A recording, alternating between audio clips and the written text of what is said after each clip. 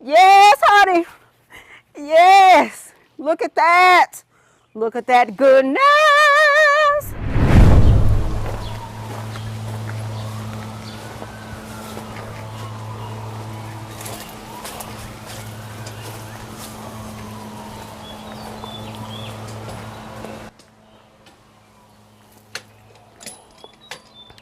We're going to be planting up some gorgeous Kimberly ferns. Kimberly ferns are an absolute must for me every year in my garden. And I'm super excited because we're going to be planting up this Kimberly ferns in this area right here. But before we plant our Kimberly ferns, what we're going to do is we're going to go ahead and we're going to soak them. We're going to give them a deep soak. Now over here in this bin here, I have some compost tea that has been brewing up, and I'm super excited because it's going to give my Kimberly ferns a little bit of fertilization. Let me show you here my compost tea. Compost tea has been brewing. You see we have our leaves down in there. So what we're going to do, we're going to take our Kimberly ferns here, and let me show you how good they look. Look at these babies. They are huge. Now, one of the things about your ferns are going to be very much root heavy. They're going to be very root aggressive, but they're absolutely gorgeous. But what we want to do is we want to make sure that we have success with our ferns beforehand. And so the perfect thing to do is to go ahead and soak them. Now, if you don't have any compost tea that's been brewing, that's absolutely fine. A bucket of water works just fine too, because I do that as well. So I have compost tea that's been brewing here. So what we're going to do is we're going to go ahead, we're going to drop our ferns inside of there. Now, for your Kimberly ferns in my zone, they're going to be a annual here. But if you live in a region that is more south, Texas, maybe Texas, I'm not sure, Florida for sure, they probably grow like weeds in Florida. So I'm just going to soak this around a little bit until it starts to get a little bit heavy, because I don't necessarily want all of it to fall into the ground here, because I'm going to have to be able to work with this Kimberly fern. And so once I start letting it soak for a little while, it's going to just go ahead and just go down into the water. And you also can push it down too and hold it a little bit. And so once you do that, then you should be fine. We'll take our next fern here and we'll put that right here. It doesn't take long for them to start soaking up the nutrients here.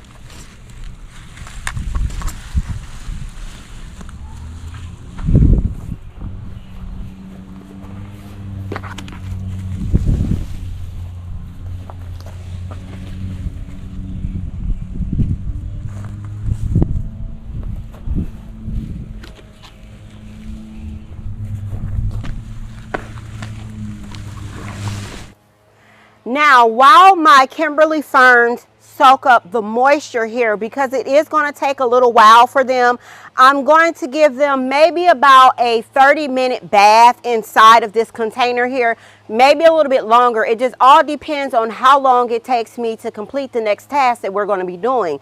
So we are going to be using some biotone fertilizer for these, as well as some slow release fertilizer. But in the meantime and in between time, what we're going to do is we are going to go and get some other plants in order to complete the look here. I'm super excited. Let's go grab them now.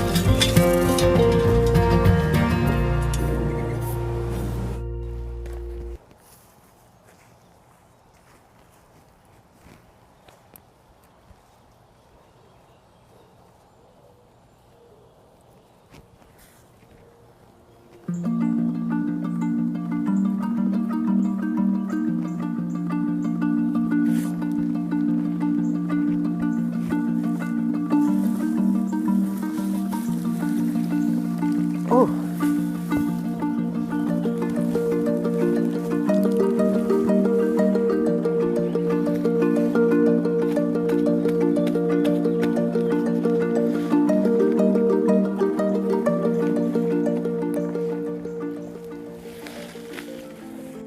These Kimberly ferns are well hydrated. They're so heavy, I almost dropped it.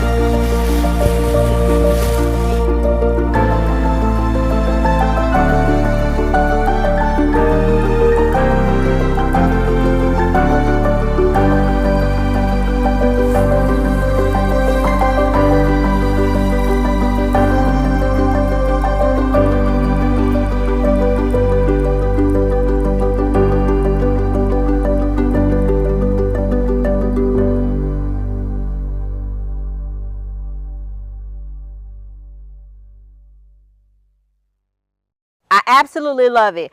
I love the look. I love the simplicity. I did go in and I moved over my hydrangea. I just turned the orientation of the planter for right now. Right here, the main focus was in and create a screen, a vista view, if you will, over into this area to make you wonder what's around the corner here. I normally have these obelisks over here in this area, or shall I say last season, but we're not going to be using the obelisk over here.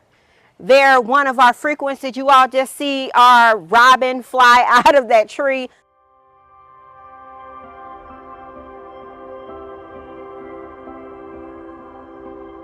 So I am going to leave from over here in this area, but I just wanted to point out we are not going to be using our obelisk on top of the 4 concrete containers here.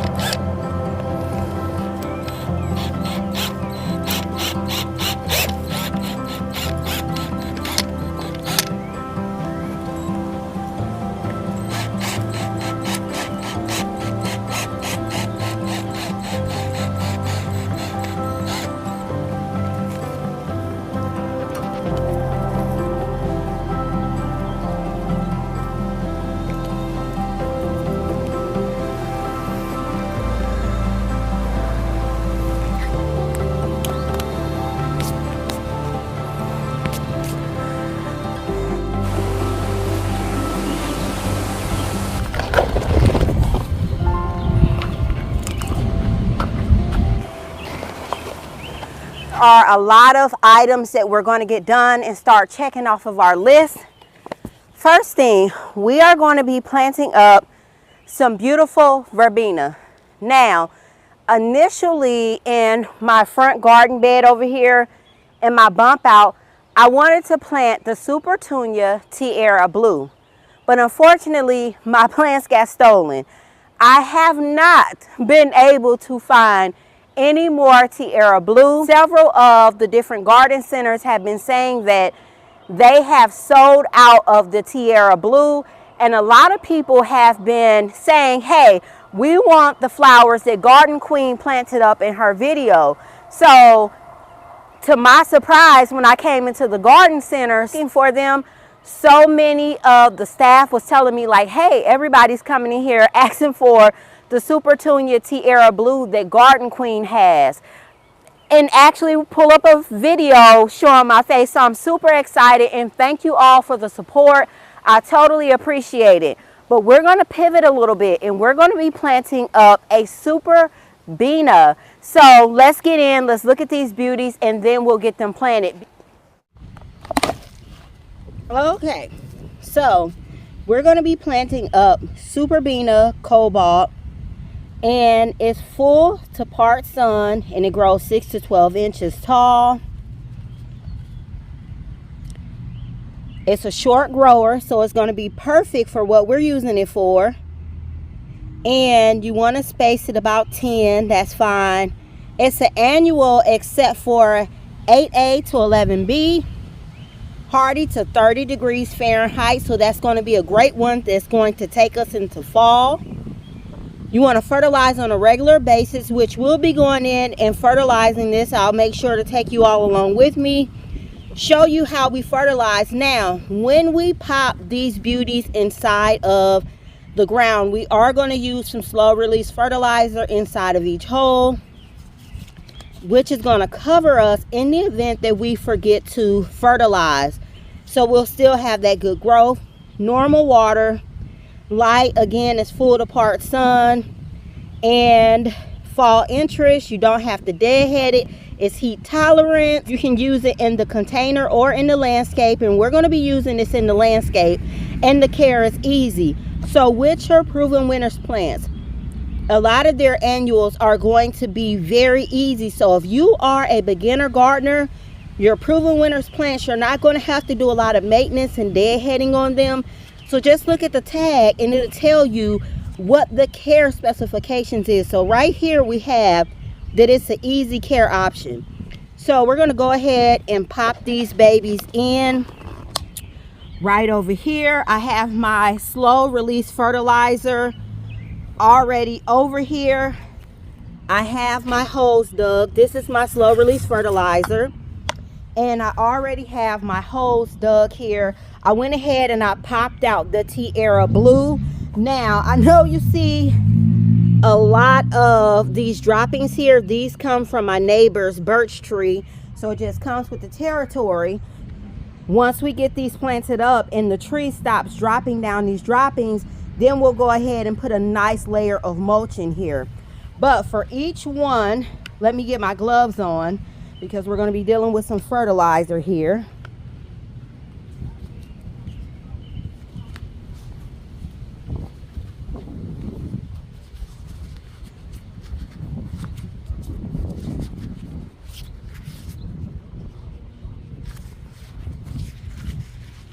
All right, now for each one of our holes, we're going to take our fertilizer, and look at these red ants.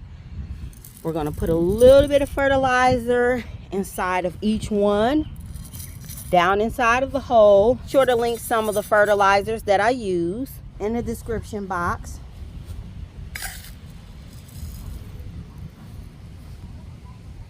Some in this one right here, and some right here, and some right here. We'll move this out of the way. I'll also link my drill as well as my auger here. I am looking for an auger, like a stand-up auger, but shopping around for it. So if you know any good ones, go ahead and link them down in the description box, and I'll make sure that I link the information to my drill and my auger here.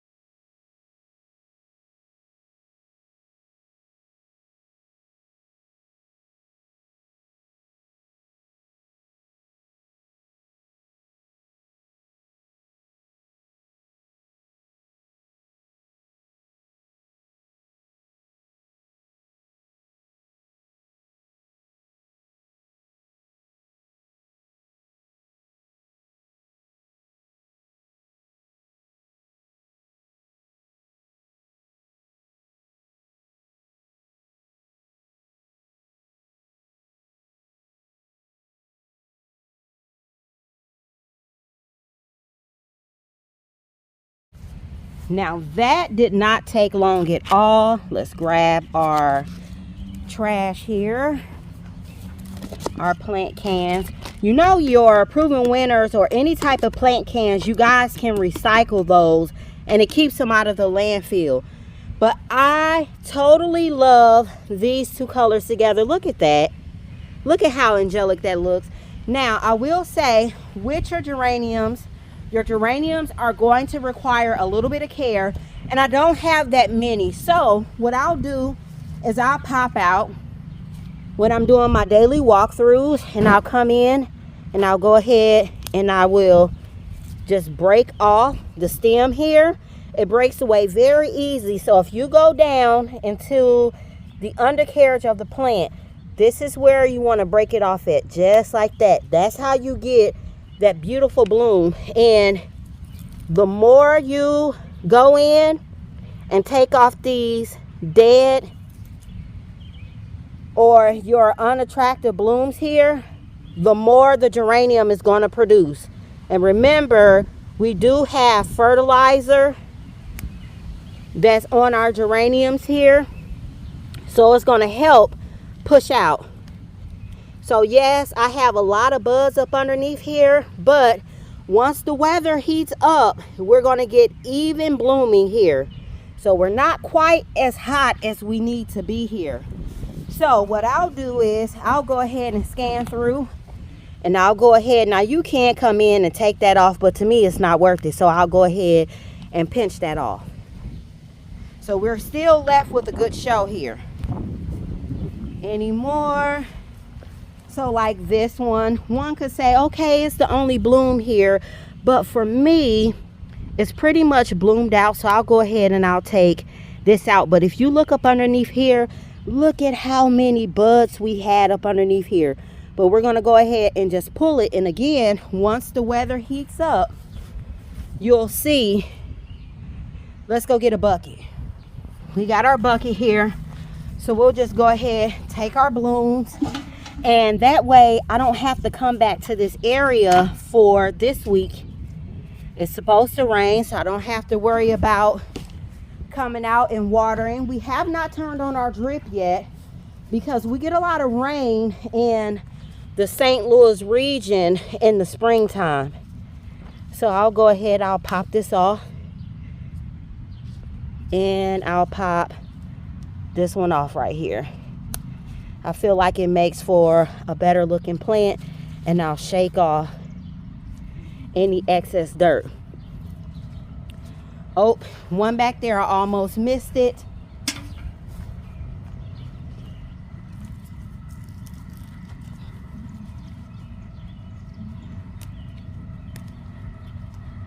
Okay. Now, doesn't that look so much better? One more on this one. One right here. Because I do know some of my friends, they'll try to hold on to their blooms, but it's like you still are left with a good show. So this is what we're looking like afterwards. And our Superbena Cobalt is going to fill in this entire space here. It's going to stretch out. It's going to spread all the way down. It's going to be totally luxurious here. Here's the rest of our blooms. Now we'll head to our next task. All right, hold on. I should have brought my little cart out, but I didn't.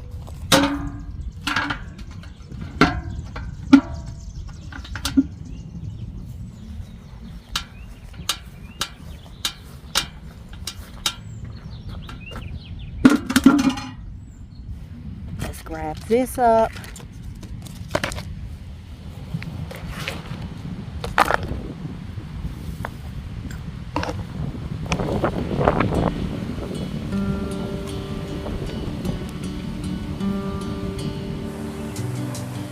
Yes, honey. Yes. Look at that. Look at that goodness. We are going to be planting some of the most gorgeous endless summer hydrangeas. Get on in here. Let me show you what this beautiful hydrangea looks like. We're going to have to prepare the space where we're going to be popping these hydrangeas in it, but I'm super excited. The color is absolutely amazing. So let's get in and take a look at them. Ooh, just super gorgeous. So the first thing about these hydrangeas is they are absolutely just covered in blooms. So everywhere you look, there is a bloom that's kind of where you can see the full color of it, or it's close to where you can see that you have bushes everywhere that's peeking out all over this plant right here. So everywhere you look, there is a bloom. There is a bloom. Even down on the inside of here, you can't see it yet, but there is a bloom forming. I can see it. So I'll give you an example here. Can you see that right there? So that's even close. So these hydrangeas are going to be absolutely just covered in blooms. Now, this is what our bloom is going to look like. This is one bloom right here. Look at how large this is. This is a gorgeous hydrangea. Now, let's look at the stats on the tag here. Now, these are endless summer hydrangeas. And you can see that you get the variations in purple blooms here. Here is the front of the tag here. Just absolutely beautiful. So these are the Summer Crush. Now your Summer Crushes can vary from a magenta color to purple just depending on how you fertilize them. So an abundant raspberry red or neon purple bloom depending on your soil pH. So I went ahead and I tried to get the sticker off so we could go over the stats, but it's saying that it's going to grow 18 to 36 inches tall and wide. So this is going to be a more compact variety of your hydrangea.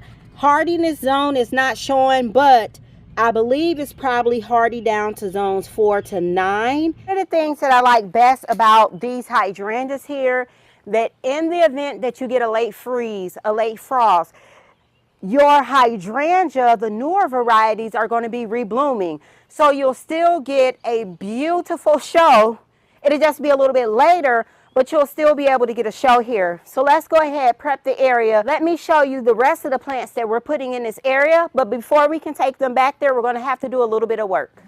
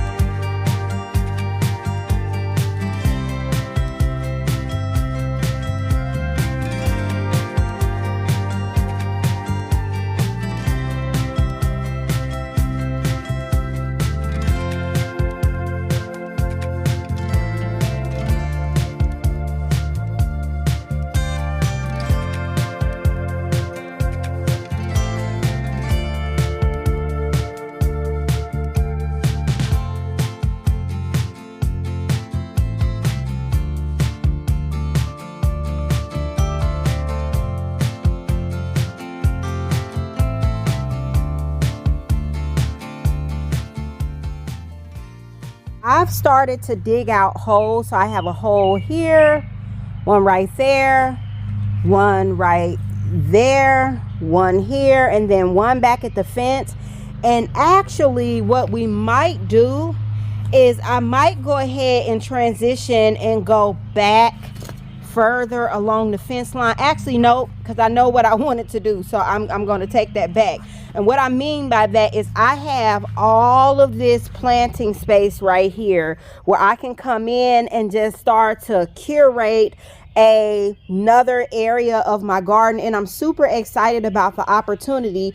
But let me show you the plants that we're going to be using right here to line the front of the border, if you will.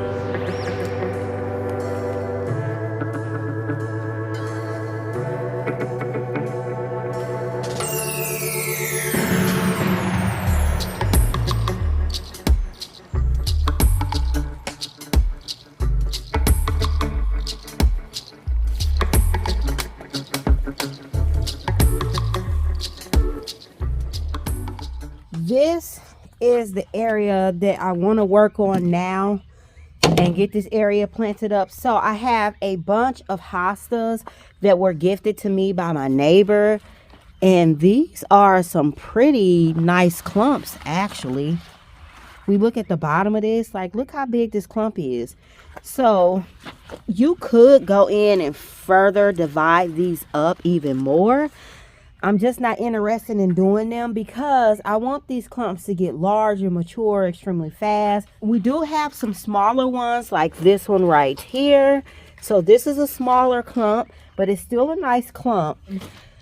So that's 2 right there.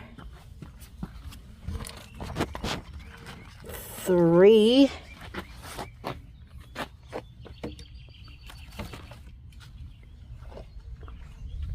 And let's see. Oh, this is a nice big clump right here. I already had my holes drilled because I thought that they were kind of more on the smaller side as far as the clumps. So what we'll do is we'll just make alterations to the holes that we have dug and get to planting these. I'm super excited. We are going to use a little bit of Biotone starter fertilizer inside of each hole. Like you've seen, we've already done that. And then we'll plop these in, and if we have time, we'll go ahead and do some underplanting close to our hostas.